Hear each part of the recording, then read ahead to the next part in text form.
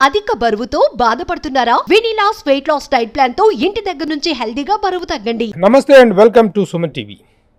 ఈ రోజున భారతదేశ వ్యాప్తంగా ఒక విషయం ఒక బర్నింగ్ టాపిక్ లాగా రగిలిపోతోంది.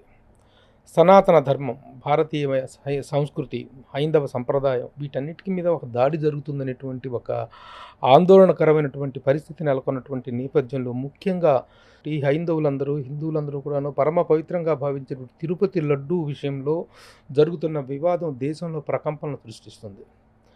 ప్రతి ఒక్కళ్ళు కూడాను దాన్ని ఆ ప్రసాదాన్ని చేతిలోకి తీసుకోగానే ఒళ్ళంతా ఒక రకమైనటువంటి ఆనందానుభూతికి, ఒక గగురుపాటుకి గురి చేసేటువంటి ఒక అద్భుతమైనటువంటి ఆ ప్రసాద స్వీకరణ అనేటువంటి కార్యక్రమం పట్ల జరుగుతున్నటువంటి అపరాధం, అపచారం ఈ దేశంలో ప్రకంపనలు సృష్టిస్తున్నటువంటి నేపథ్యంలో ఈ విషయం మీద మనతో మాట్లాడటానికి ప్రముఖ నటులు, నిర్మాత, రియల్టర్, చలనచిత్ర ప్రముఖులు, రాజకీయ రంగ ప్రముఖులు మురళీమోహన్ గారు ఉన్నారు. మురళీమోహన్ గారు నమస్తే అండి.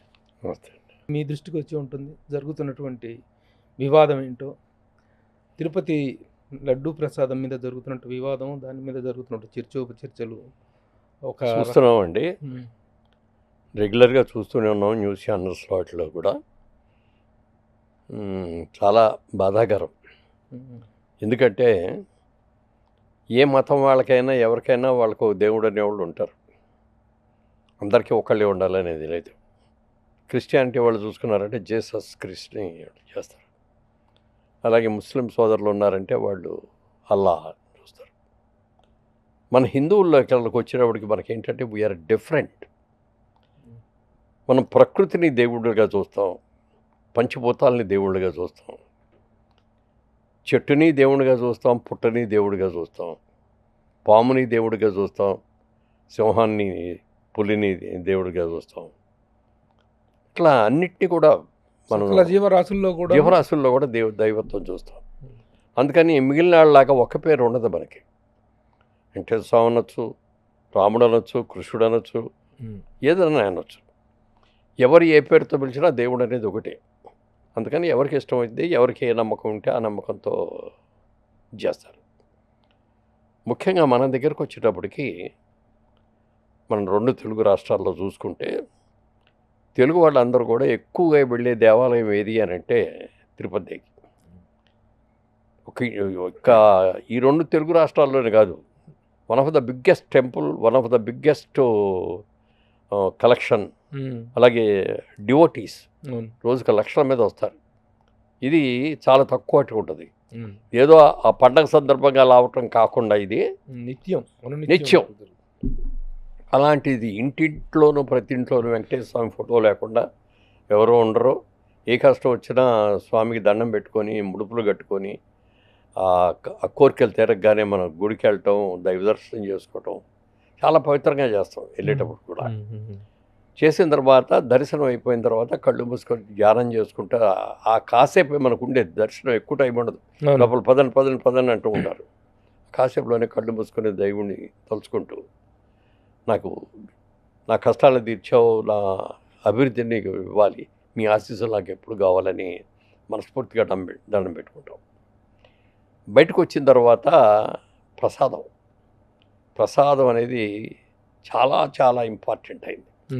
మనం ఏ దేవాలయానికి వెళ్ళినా ముందు అర్చకులు పూజ చేస్తారు.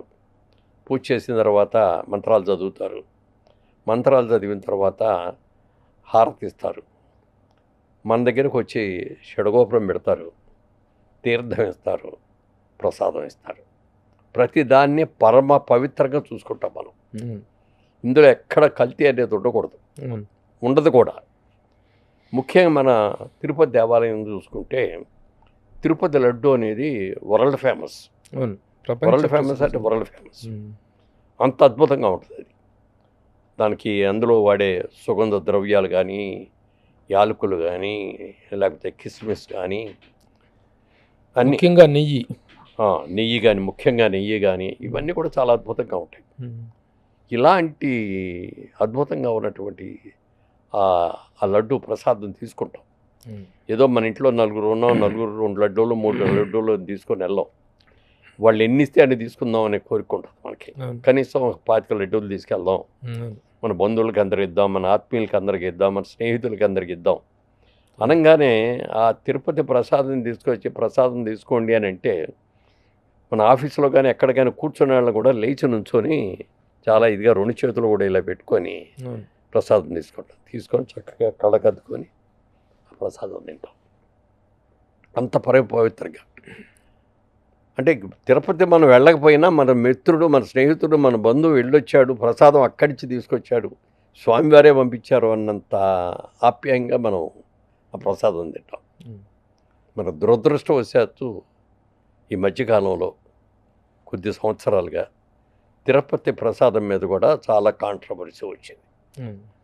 ఇదివరకటి రోజుల్లో తిరుపతి ప్రసాదం తీసుకొస్తే ఇంట్లో ఇళ్ళతో వాసన వస్తూ ఉండేది, అద్భుతమైన స్మెల్.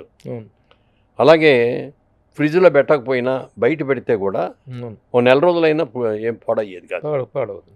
ఇప్పుడు కొంతమంది కంప్లైంట్లు ఏంటంటే అక్కడ తీసుకొని ఇంటికి వచ్చేటప్పటికే పాడైపోతుందండి. ఇది ఒక స్టాండర్డ్ లేదండి అన్నట్టు వచ్చారు. ఏమిటిది, ఏమిటి కారణం అని చూస్తే ఇదివరకటి నుంచి కూడా నందిని ఒక కంపెనీ కర్ణాటకలో ఉంది. వాళ్ళు కర్ణాటక మిల్క్ ఫెడరేషన్ అని వాళ్ళిద్దరు కలిసి ఇన్నేళ్లగా తిరుపతికి నెయ్యి వాళ్ళే ఇచ్చారు. వాళ్ళు కూడా ఏంటంటే వాళ్ళు భక్తులు, మనం ఒక దేవాలయానికి ఇస్తున్నాం, ఇందులో లాభ అపేక్ష ఉండకూడదు, మనకి అయిన కాస్ట్ రేట్కి ఇచ్చేసేయాలని చెప్పి చాలా బాటమ్ రేట్కి వాళ్ళు సప్లై చేసేవారు. గత ప్రభుత్వం వచ్చిన తర్వాత అన్నీ రీటెండరింగ్లని అని మొదలుపెట్టారు కదా, రివర్స్ టెండరింగ్లని. ఆ టెండరింగ్లో ఇది కూడా వీళ్ళు దాదాపుగా 50 ఏళ్ళుగా ఇస్తున్నారు. వీళ్ళు ఈ 50 ఏళ్ళుగా ఇస్తున్న వాళ్ళు వీళ్ళిద్దరూ లాభాలన్నీ వీళ్ళే కొట్టేస్తున్నారు అనుకున్నారు. మీరు ఏమనుకున్నారు చేసి వాళ్ళ టెండర్ క్యాన్సిల్ చేశారు.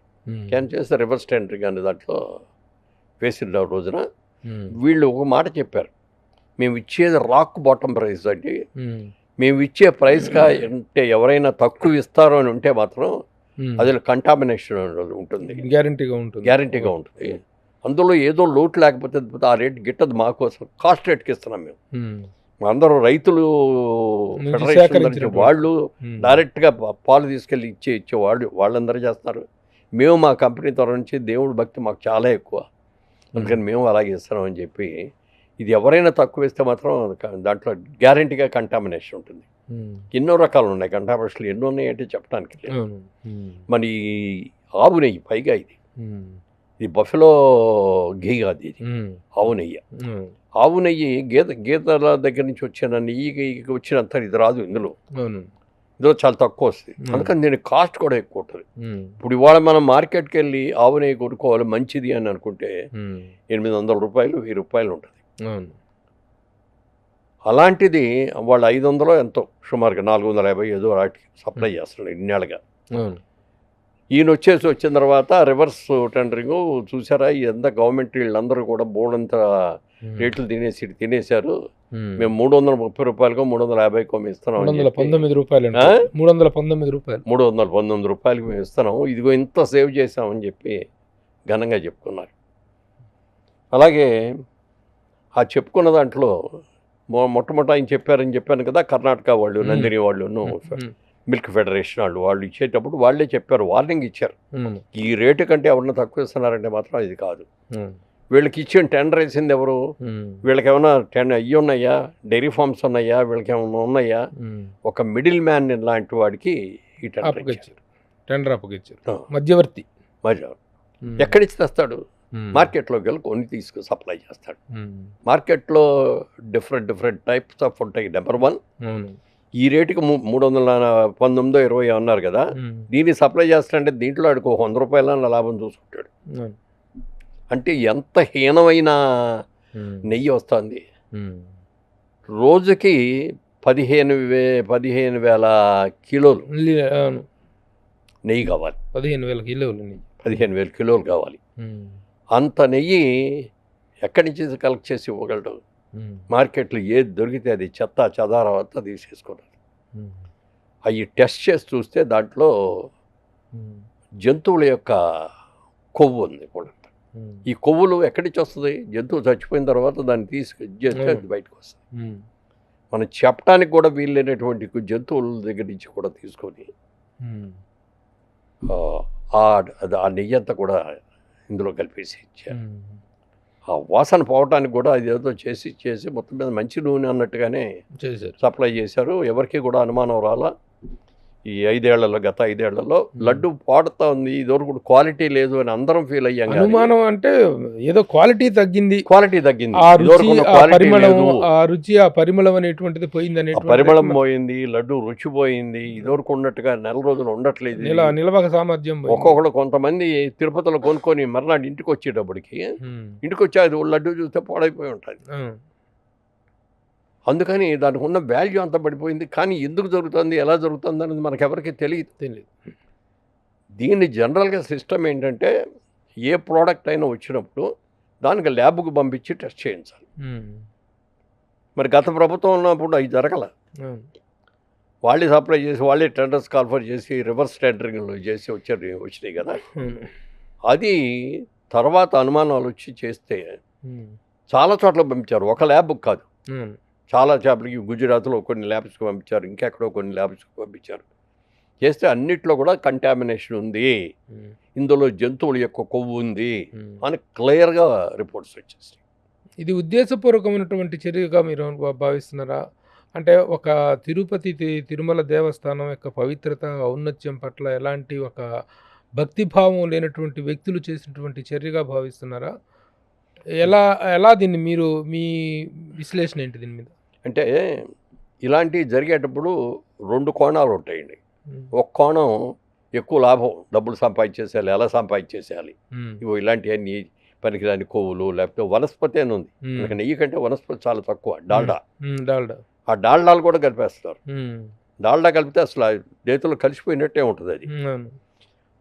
ఈ జంతు కొవ్వులు ఇవన్నీ వచ్చేటప్పటికి మరీ హీనం అది. అది 500 రూపాయలు ఉన్నది 330కో 320కో ఇస్తున్నారు అంటే 800 ఉన్నది. 800 తక్కువ, అది ఎంతో కరెక్ట్ రేటు తెలీదు. 800 రేటుది 320కి ఇస్తున్నారు అంటే ఇందులో లాభాపేక్ష ఉందని నేను అనుకోను. కేవలం ఏంటంటే ఈ తిరుపతి అనేదాన్ని, ఈ తిరుపతి లడ్డు అనేదాన్ని, ఆ దేవాలయాన్ని అన్పాపులర్ చేయడం కోసం చేసిన ఆలోచన అని నా ఫీలింగ్. ఒక లడ్డూ విషయంలోనే కాకుండా అక్కడ జరిగేటువంటి నిత్య అన్నదానం విషయంలో కానీ, అక్కడ జరగాల్సినటువంటి చాలా విషయాల్లో కూడాను వైలేషన్ అనేటువంటిది జరిగిందని, అన్యమత ప్రచారాలు విపరీతంగా జరిగినాయని, అన్యమతాలకు సంబంధించిన వ్యక్తులను అక్కడ ఉద్యోగులుగా చేశారనేటువంటి అభియోగాలు కూడా తీవ్ర స్థాయిలో వస్తున్నటువంటి వాటి మీద ఏం చెప్తారు? అసలు ఈ లడ్డు అనేదండి 1707లోనో ఎప్పుడో మొదలైందండి. ఇది ఎక్సలెంట్ క్వాలిటీ అన్నమాట. ఆ రోజు నుంచి ఈ రోజుకి ఆ క్వాలిటీ మెయింటైన్ చేస్తారు. ముందు తొలుత ఓన్లీ వడ ఉండేది, వడ తర్వాత బూందీగా తీసుకురావటం, దానికి కూడా చేసిన తర్వాత ఆ క్వాలిటీ ఆ రోజు నుంచి కూడా ఈ రోజు దాకా ఉండటం ఒక ఇది. తర్వాత ఏమో దీనికి ఒక ట్యాగ్ వచ్చింది, మనందరం అతి పవిత్రంగా భావించే అపురూప ప్రసాదం తిరుపతి లడ్డు. 300 ఏళ్ల పైగా చరిత్ర కలిగిన లడ్డు మన తిరుపతి లడ్డు. 1715వ సంవత్సరంలో ప్రారంభించారు ఈ లడ్డు చేయటం అనేది. బూందీ నుంచి ఇది చేయటం, ముందు బూందీ వండుతారు, తర్వాత బెల్లంతో ఇది కలిపి చేస్తారు. దీనికి ప్రత్యేకమైన ఫార్ములా శ్రీ కళ్యాణం అయ్యంగార్ అని ఒక అయ్యంగార్ తమిళియన్, ఆయన ప్రారంభించారు. ప్రారంభించిన తర్వాత దీనికి ప్రత్యేకమైన ఆరంభం, అందరూ కూడా మంచి ఇది వచ్చింది. 10 మందితో పంచుకుంటే అదొక పుణ్యం అని ఇచ్చుకునేవాళ్ళు పుచ్చుకునేవాళ్ళు కూడా ఇది చేస్తూ ఉంటారు. తిరుపతి వెళితే మన కోసమే కాకుండా మన బంధువుల కోసం కూడా మనం చాలా ఎక్స్ట్రా కొనుక్కొని వచ్చి మనం చేస్తూ ఉంటాం. ఇది వరల్డ్ వైడ్గా ఫేమస్ ఉన్నటువంటి G1 ట్యాగ్. G1 ట్యాగ్ అనేది బెస్ట్ ప్రోడక్ట్స్కి ఇస్తారు ఒక సర్టిఫికెట్. అది సర్టిఫికెట్ ఐఎస్ఐ మార్కు లాగా. ఐఎస్ఐ కంటే ఐఎస్ఐ మన ఇండియన్ స్టాండర్డ్స్. ఇది వరల్డ్ వైడ్. ఇది ఈ ట్యాగ్ తిరుపతి ప్రసాదానికి వచ్చింది. అలాగే 50 ఏళ్ల క్రితం మన పోస్టల్ డిపార్ట్మెంట్ వాళ్ళు ఒక ప్రత్యేకమైన స్టాంప్ వేశారు, తిరుపతి లడ్డు స్టాంప్. తిరుపతి లడ్డు ఫోటో వేసి 5 రూపాయలు స్టాంప్గా వేశారు. అది ఎంత క్వాలిటీ బాగోపోతే చేస్తారండి ఇది. అవును. మరి ఎన్నో దేవాలయాలు ఉన్నాయి, ఎన్నో ప్రసాదాలు ఉన్నాయి. ఒక ఉమ్. తిరుపతిలో డూకే వేశారు అంటే దాని ప్రత్యేకత అది. ఉమ్.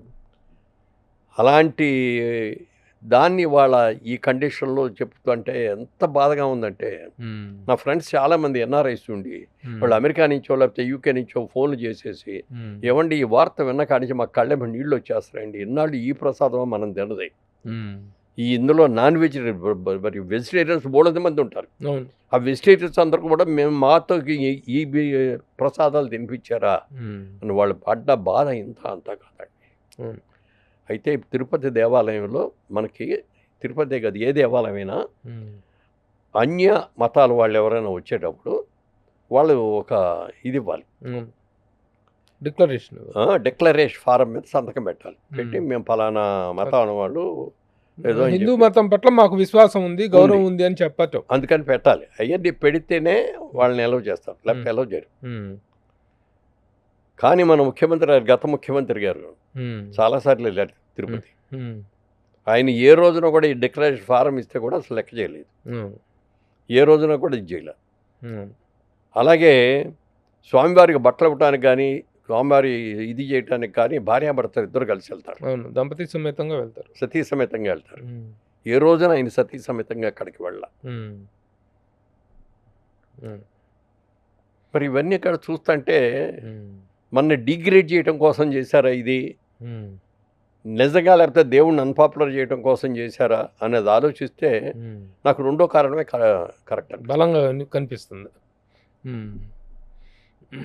ఓకే. అక్కడ అలాగే ఇవి అన్నదానం అనేటువంటిది, అన్నదానం Yeah. కూడాను చాలా గొప్ప గొప్ప ప్రక్రియ ఆ రోజున స్టార్ట్ చేయడం జరిగింది. 1985లో ఎన్టీ Oh. రామారావు గారు స్టార్ట్ చేయించారు. ఎన్టీ రామారావు గారు ముఖ్యమంత్రి అయింది 83లో ఉమ్. ముఖ్యమంత్రి అయ్యారు ఆయన. ఉమ్.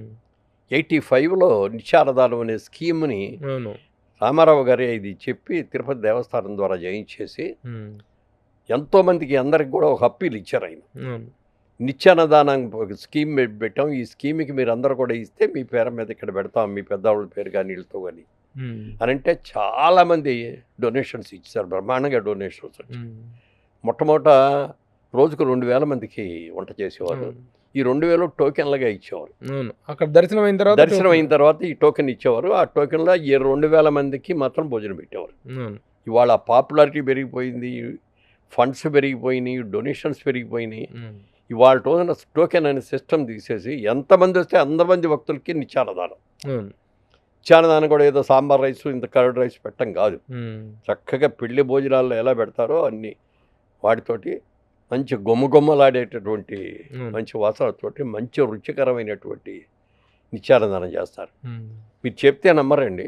ఉమ్. మామూలుగా నిత్యాన్నదానానికి పూర్ పీపుల్ వెళ్తారు, ఉమ్. మనం హోటల్లో డబ్బులు ఇచ్చి తీసుకుందాంలే అనుకుంటారు. ఉమ్. తిందాం. ఇది అప్పర్ మిడిల్ క్లాస్ వాళ్ళు లేకపోతే ఇంకా కోటీశ్వరులు. ఉమ్.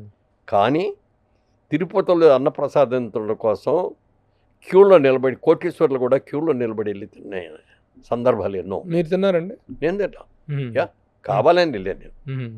చాలా బాగుంది, చాలా రుచిగా ఉంది. నేను అక్కడే కాదు, ఉమ్. ఏ గుళ్ళోకి వెళ్ళినా నిత్యాన్నదానం ఉంది అంటే వెళ్ళి తింటాను నేను. ఉమ్. మంత్రాలయంలో తిన్నాను, శ్రీశైలంలో తిన్నాను, ఉమ్. విజయవాడలో తిన్నాను, ఉమ్. చాలా దేవాలయాల్లో. ఎందుకంటే అది ప్రసాదం కింద ఫీల్ అవుతాం. అన్నప్రసాదం అంటాం దాన్ని. అవును. అన్నం అన్నాను, అన్నప్రసాదం. అవును. లడ్డూ ప్రసాదం లాగానే అన్నప్రసాదం అది. ఉమ్. అది కూడా పరమ పవిత్రంగా చేసినది. అది కూడా ఈ మధ్యకాలంలో ఆ ఫుడ్ బాగోట్లేదు, ఉమ్. అన్నదాన స్కీములు పెట్టే భోజనం బాగోట్లేదు, చాలామంది వెళ్ళటం మానేశారు. అవును. బయట హోటల్స్కి వెళ్ళి. అవును. అసలు ఎంత ఒత్తిడి ఉంటుందో, ఎంత రష్ ఉంటుందో, అక్కడ ఎంతసేపు నిరీక్షణ వెయిటింగ్ ఉంటుందో, యా అట్లాంటిది ఈ రోజున అన్నదానం అనే దానికి ఖాళీగా ఉంటుంది ఆ స్లాట్స్ మొత్తం కూడాను, ఆ కాంప్లెక్స్ అంటే మొత్తం కూడా. ఎవరికి అంటే తెల్లారిపాటి కోటేశ్వరుడు ఎలా అవుతావు ఆలోచించేవాడే. కానీ ఉమ్. ఇది ఒక అద్భుతమైనటువంటి దైవ కార్యక్రమం. ఈ దైవ కార్యక్రమంలో మనం కరెక్ట్గా చేసి కరెక్ట్గా పెడితే మనకి ఎన్నో దీవెనలు వస్తాయి ఉమ్. అని అనుకొని చెయ్యాలి తప్ప ఉమ్. ఎలా లాభం చేసింది కాంట్రాక్ట్ అయ్యే లోపల మనం ఎంత సంపాదించేద్దామని ఆలోచించేసి ఉమ్. చేస్తే ఉంది. ఉమ్. మంచి మెటీరియల్ లేకుండా, మంచి ఫుడ్ లేకుండా, ఇది లేకుండా చేసేటప్పటికి ఇలా ఉంది. ఆ విధంగా అన్పాపులర్ చేశారు దాన్ని కూడా. ఓకే. ఇప్పుడు మొన్న ముఖ్యమంత్రి గారు జరిగినటువంటి కేబినెట్ సమావేశంలో ఈ విషయాన్ని ప్రస్తావించడంతో దేశం మొత్తం ఒక్కసారిగా ప్రకంపనకు గురైపోయింది. ముఖ్యంగా సనాతన ధర్మం పట్ల కానీ, హైందవ ధర్మం పట్ల కానీ విశ్వాసం ఉన్నటువంటి హిందువులు, ముఖ్యంగా హిందువులు అందరూ కూడాను దీని మీద తీవ్ర స్థాయిలో బాధపడటము, తీవ్ర స్థాయిలో రియాక్ట్ అవ్వటం జరుగుతుంది. ముఖ్యంగా మన డిప్యూటీ సీఎం పవన్ కళ్యాణ్ ఈ విషయంగా తీవ్ర స్థాయిలో ధ్వజమెత్తడం జరిగింది. ఆయన రియాక్షన్ పట్ల మీరు ఎలా స్పందిస్తారండి? ఎక్సలెంట్ రియాక్షన్ అండి. నిజంగా ఇది జరగగానే వెంటనే అనౌన్స్ చేశాడు ఆయన. అపచారం ఎవరు చేసినా ఇది అందరికీ వస్తుంది. మనం కూడా అపచారం చేసినట్టే లెక్క. మనం చెయ్యకపోయినా ఉపేక్షించిన దేవుడికి మా తెలుగు ప్రజలు అందరూ హిందూ అందరి తరఫు నుంచి స్వామి నీకు రోజు అర్చన ఇది చేస్తున్నారు, మీకు తప్పు జరిగిపోయింది, ఎవరి వల్ల తప్పు జరిగింది అనేది పక్కన పెడితే మేమందరం కూడా తప్పు చేసిన వాళ్ళ కింద లెక్క అని చెప్పి అతను భావించి దానికి ఒక ప్రాయశ్చిత్త దీక్ష తీసుకొని 11 రోజుల పాటు దీక్ష గుంటూరు యువతల నంబూరు దగ్గర ఒక దేవాలయం ఉంటే ఆ దేవాలయంలోకి వెళ్ళి అక్కడ మాల వేసుకొని 11 రోజులు మాలలో ఉండి తన పనులు చేసుకుంటూ 11వ రోజుకి తిరుపతి వెళ్ళి తిరుపతిలో దర్శనం చేసుకొని అక్కడ స్వామికి స్వయంగా కూడా క్షమాపణ చెప్పుకోవాలి అని చెప్పి ప్రాయశ్చిత్త దీక్ష తీశారు. ఇప్పుడు మొన్న కూడా అక్కడ దేవాలయంలో కూడా అక్కడ ఉన్నటువంటి పూజారులు బ్రాహ్మణులు అందరూ కూడా బ్రహ్మాండంగా చేశారు.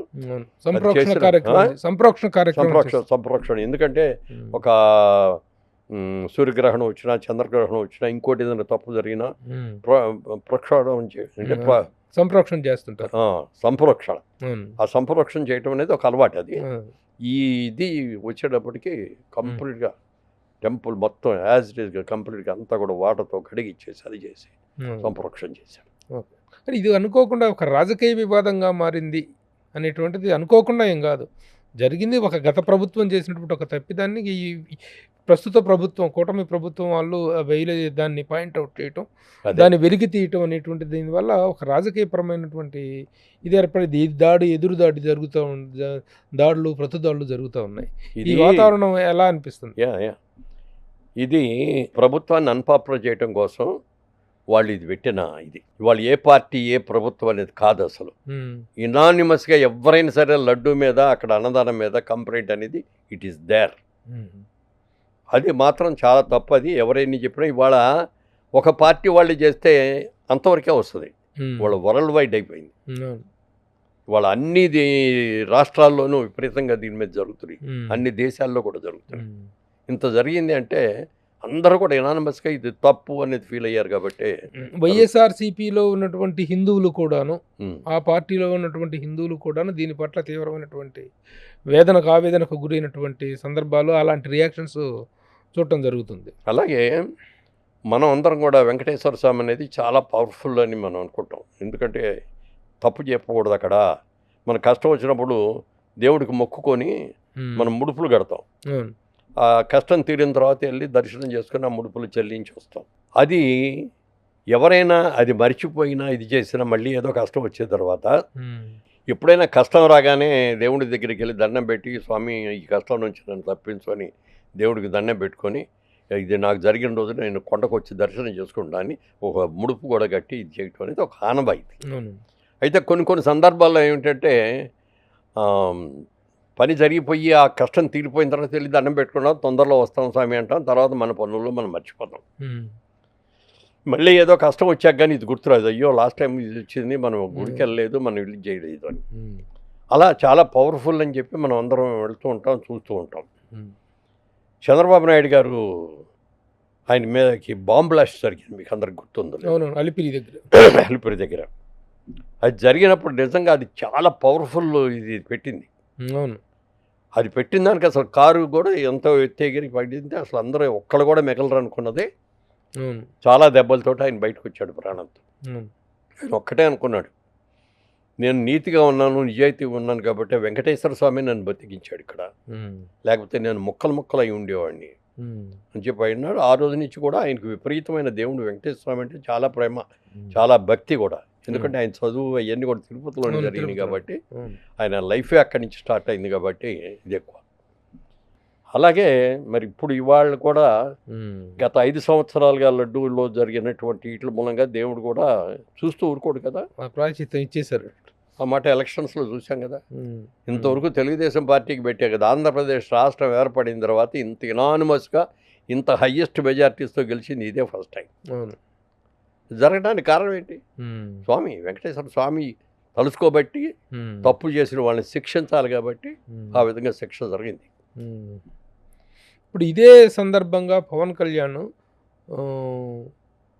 సనాతన ధర్మ పరిరక్షణ బోర్డును అనేటువంటి దాన్ని ఒకటి వ్యవస్థీకరించాలి, ప్రతి మతానికి ఉన్నాయి, కానీ హైందవ మతం మీద జరుగుతున్నటువంటి ఏ దాడి మీదనను దానికి ఒక అంటూ లేకుండా పోతుంది, కాబట్టి సనాతన ధర్మపీఠ అనే వ్యవస్థాపకన జరగాలని అంటున్నారు. దాని మీద ఏం చెప్తారు మీరు?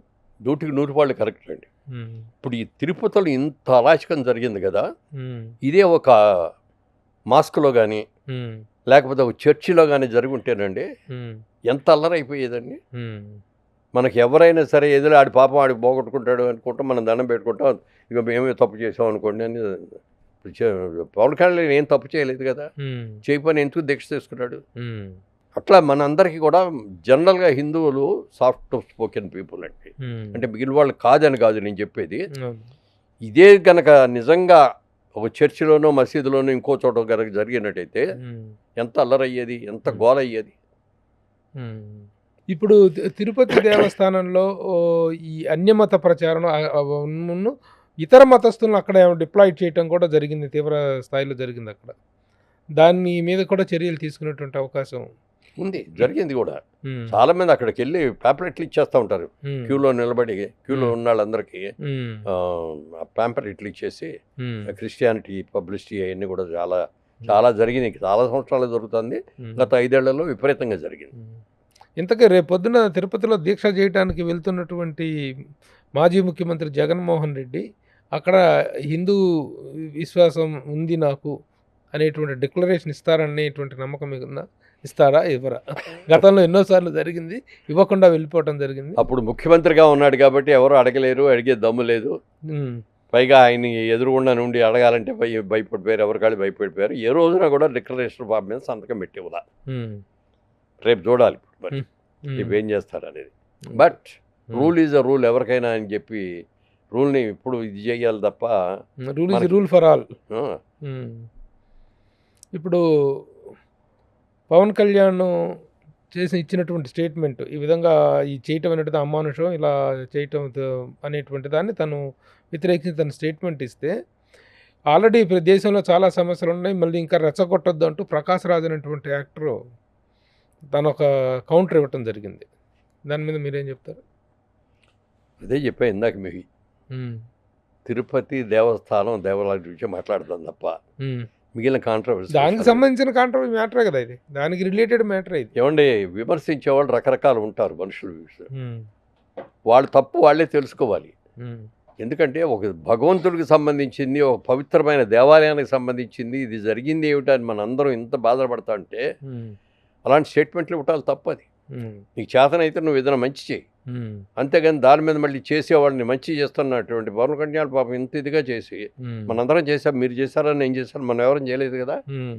సంప్రోక్షణ చేసినట్టుగానే ప్రాయశ్చిత్త దీక్షను తీసుకొని ఎవరు వెళ్ళాం, మనం వెళ్ళామా? అతను ఇంత బాగా ఇంత పవిత్రంగా ఇంత మర్యాదగా చేస్తుంటే అతను కామెంట్ చేయటం అనేది కరెక్ట్ కాదు. చేతనైతే మీరు కూడా చేయండి, అంతేగాని. ఇదే విషయంలో వెంటనే కార్తీ సూర్య, తమిళ హీరోలు కార్తీక్ సూర్య వాళ్ళు చిన్న వివాదం వస్తే వెంటనే వాళ్ళు రియాక్ట్ అయ్యి సారీ చెప్పడం అనేటువంటిది చిన్నది, అందులో తప్పు కూడా లేదు. ఊరికే జనరల్ గా సరదాగా అన్నది. ఎందుకంటే వాళ్ళ సినిమా పబ్లిసిటీ జరుగుతుంది, మళ్ళీ లడ్డు కూడా ఇక్కడ ఎందుకు లేవయ్యా, లడ్డు సంగతి తర్వాత చూద్దామని ఏదో అన్నాడు. అందులో తప్పు భావన అనేది లేదు, విమర్శ అంటే అంతకంటే లేదు. దాని మీద కాంట్రవర్సీ రాగానే వెంటనే క్షమాపణ చెప్పాడు ఆయన. నేను కావాలి అన్నది కాదు ఇది. తను కూడా 3 రోజుల ప్రాయశ్చిత్త దీక్ష తీసుకుంటానని చెప్పాడు సూర్య దీని పట్ల. సో ఈ విధంగా జరుగుతున్నటువంటి ఈ వివాదం ఎంత దూరం పోతుంది ఏంటనేటువంటిది we have to wait and see. మనకేం లేదు, మనం నిమిత్త మాత్రంలో జరగాల్సింది ఆ భగవంతుడే చేసుకుంటాడు, ఏం చేయాలి. శిక్షణ శిష్ట రక్షణ అనేది కంపల్సరిగా జరగాలి, జరిగి తీరాలి, జరుగుతుంది. అది ఎలా ఉంటే ఇప్పుడు తిరుమల తిరుపతి దేవస్థానం యొక్క చైర్మన్ పదవి అనేటువంటిది చాలా చాలా గొప్ప విశిష్టమైనటువంటి పదవి. మంత్రి పదవి ఇస్తామన్నా వద్దు అంటారేమో కానీ ఆ పదవి ఇస్తామంటే మాత్రం కాదనే వాళ్ళు ఎవరు ఉండరు. కానీ ఆ రేసులో మీరు కూడా ఉన్నారనేటువంటి ఒక ప్రచారం ఉంది. ఎంతవరకు నిజం? మీరు ఉన్నారా? ఉంటే మీ ఆసక్తి ఏంటి? ఇందులో రేసులో ఉండటం అనేది ఉండదండి. అది అవకాశం రావటం ఒక అదృష్టం నిజంగా. అది అందరికీ రాదు. నేను చిన్నప్పటి నుంచి దేవుడు భక్తి అనేది నాకు ఎంత ఎక్కువ ఉన్నా కూడా నాకు రావాలని నేను కోరుకున్నా. నేను ఎప్పుడు ఏ రోజున మంత్రి పదవి కానీ ఇంకోటి కానీ కావాలని కూడా నేను అడగల. చంద్రబాబు గారి దగ్గరికి వెళ్ళి నేను స్ట్రైట్గా అడిగింది అదే. నాకు మిగిలిన ఏమీ మీద లేదండి, అవకాశం ఉంటే టీటీడీ చైర్మన్గా నాకు ఇవ్వండి అన్న. తర్వాత రీసెంట్గా మళ్ళీ ఒకసారి ఇంకో మాట కూడా అడిగా, ఏమండి మీకు చాలా ప్రెషర్స్ ఉంటాయి, ఒకవేళ చైర్మన్గా ఇవ్వడానికి అవకాశం లేకపోతే బోర్డు మెంబర్గానే ఇవ్వండి అని అడిగా. మాట్లాడతాను. బోర్డు మెంబర్గా చూడొచ్చు మిమ్మల్ని. చైర్మన్గా చాలా చాలా రకాలైనటువంటి జరుగుతుంది. ఎల్వి రమణ గారి పేరు వినిపిస్తుంది. ఇక ఎన్ని ఊహాగానాలు చాలా ఉంటాయి. మరి అది వాళ్ళ రేపట్లో ఫైనలైజ్ అవుతుంది. అదే ఏదేమైనా తిరుపతి మధ్యలో వరదలు రావటం మూలంగా ఇక అంతా వరదల మీద ఇదవటంతో ఆ విషయం కొంచెం వెనకబడిపోయింది అన్నమాట. ఏదేమైనా తిరుమల తిరుపతి దేవస్థానం మీరు మొదటి నుంచి మీరు ఎంత భక్తి అనేటువంటిది మీకుందో, అయ్యప్ప స్వామి దీక్ష తీసుకోవడంలో కానీ తిరుపతి వెంకటేశ్వర స్వామి పట్ల కానీ ఎంత భక్తి ఉంది కాబట్టి త్వరలో మిమ్మల్ని టీటీడీ బోర్డు మెంబర్గా అయినా చూస్తామనేటువంటి ఆశ, అభిలాష ఉంది. మీ అభిమానులందరికీ కూడాను ఆ కోరిక ఉంది. ఆ కోరిక నెరవేరాలని కోరుకుంటూ ఈ విషయం మీద ఈ రోజున రాష్ట్రం అంతా, రాష్ట్రమే కాదు దేశవ్యాప్తంగా కూడా ఒక ప్రకంపనలు సృష్టిస్తున్న ఈ విషయం మీద మీ స్పందన తెలియజేసినందుకు థ్యాంక్స్ అండి. Thank you very much. Thank you. Suman టీవీలో మీ పర్సనల్ అండ్ బిజినెస్ ప్రమోషన్స్ కోసం కింది నెంబర్కి కాంటాక్ట్ చేయండి.